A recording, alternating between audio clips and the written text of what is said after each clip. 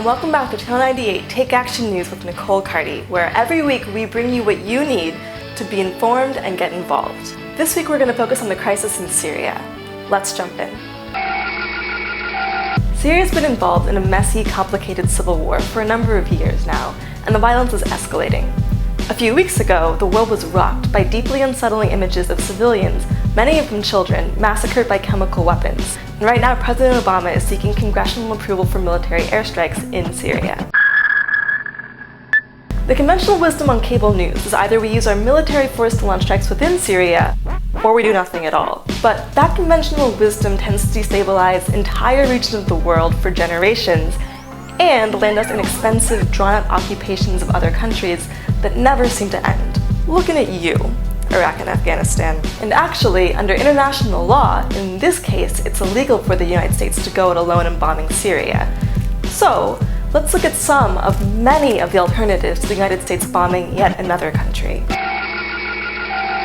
First of all, we can recognize that the use of chemical weapons by anyone is an international war crime, period. And breaking international law requires international enforcement. The planet voted to stop the use of chemical weapons a long time ago, and it's time for the world community to step up. Which leads us to...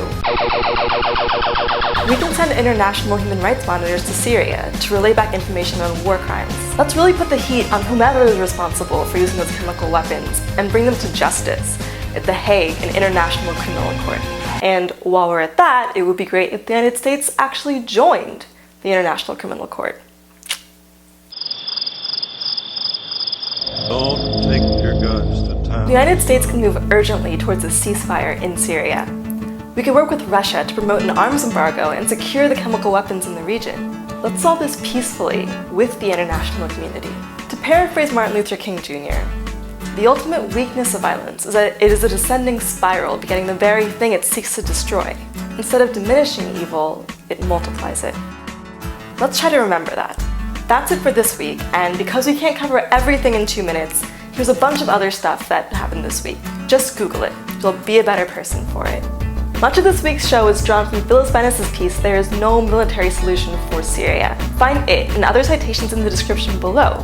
And as always, let us know what stories you want us to cover in the YouTube comments. Make sure to check back next week and subscribe for more action news.